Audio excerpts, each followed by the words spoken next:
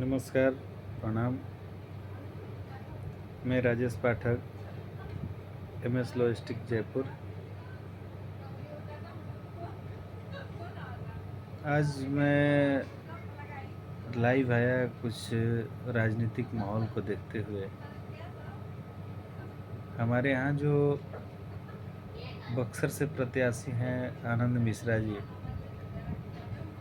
इनसे अच्छा कोई प्रत्याशी है नहीं अभी। रही बात बीजेपी की, तो बीजेपी अच्छा प्रत्याशी का चुनाव नहीं करेगी तो इसकी सज़ा तो बीजेपी को मिलेगी ही। बीजेपी सबको नज़रअंदाज कर रही है, जो अच्छे प्रत्याशी हैं उनको छोड़ दे रही है और जो खराब प्रत्याशी हैं उनको मैदान में उतार रही है। बताइए, बीजेपी को इतना घमंड तो नहीं होना चाहिए हैं। मोदी जी और अमित शाह जी, मतलब इनके ऊपर भारत की जनता, 125 करोड़ जनता विश्वास कर रही है, तो इसका मतलब क्या हुआ? विश्वासघात करेंगे आप? जनता से विश्वासघात आप जैसे करिएगा ना, मोदी जी, आपको मोदी जी बनाने में जनता का ही हाथ है।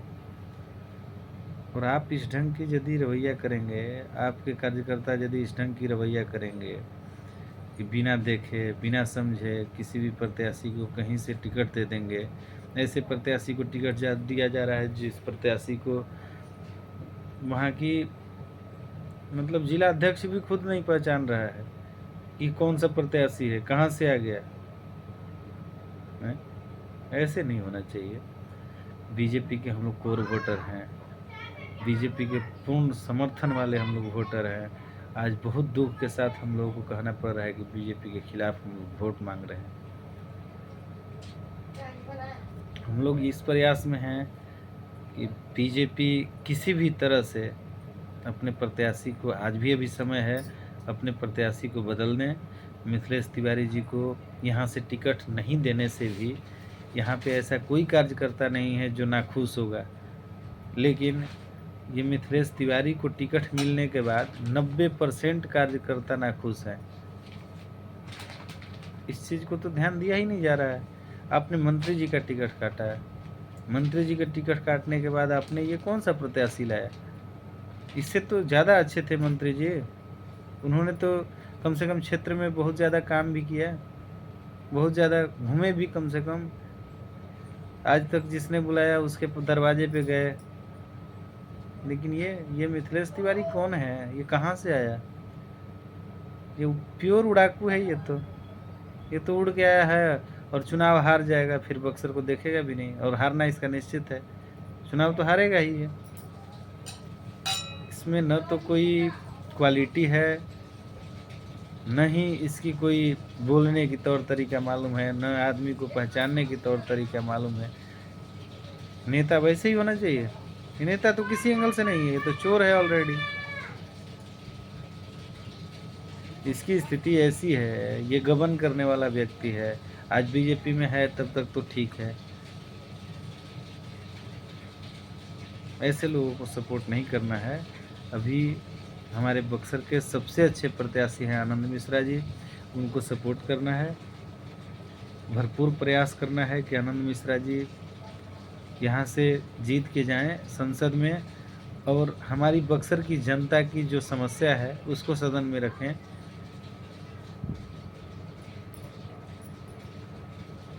हमारे बक्सर को तो अभी 35 सालों से ही नज़रअंदाज किया जा रहा है। जीत के जाते हैं लोग बक्सर के वोटों से और काम करते हैं भागलपुर और कहाँ कहाँ जाने, कहाँ कहाँ से सांसद बने यहाँ के लोग। मतलब बक्सर की जनता को इतना बड़ा मूर्ख बनाया जा रहा है, इतना बड़ा धोखा दिया जा रहा है। ये बीजेपी मतलब अपने आप को समझ क्या रही है? क्या हम लोग बीजेपी के कोई बंधुआ मजदूर तो नहीं है ना? जिस दिन बक्सर के जनता ये समझ जाएगी ना कि बीजेपी बंधुआ मजदूर समझ रही है, उस दिन बीजेपी का विनाश निश्चित है। और बीजेपी से 90% कार्यकर्ता नाखुश हैं। इस चीज़ को तो एक बार भी नहीं देखा गया, न सुना गया।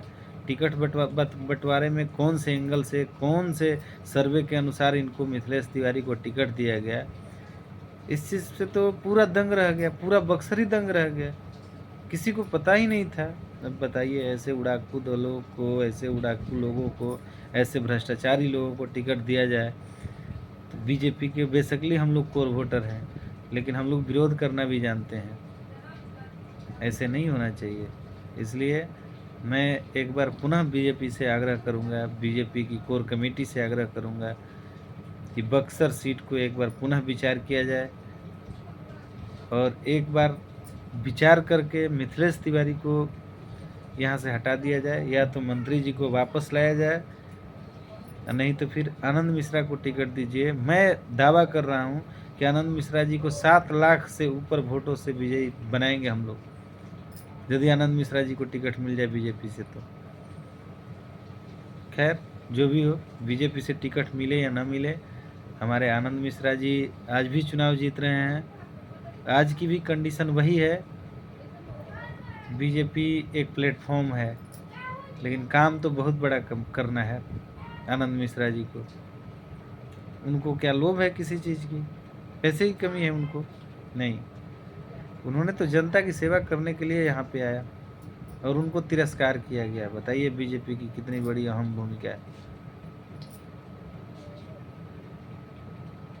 इसलिए एक बार पुनः बीजेपी की कोर कमेटी से मैं आग्रह करूंगा, ये वीडियो यदि मोदी जी तक चली जाए तो एक बार मोदी जी को भी विचार करना चाहिए, क्योंकि आपका जो सपना है 2047 का विकसित भारत बनाने का, उसमें भरपूर सहयोग मिलेगा।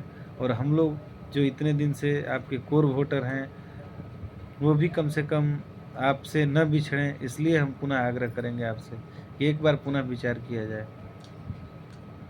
ठीक है, धन्यवाद।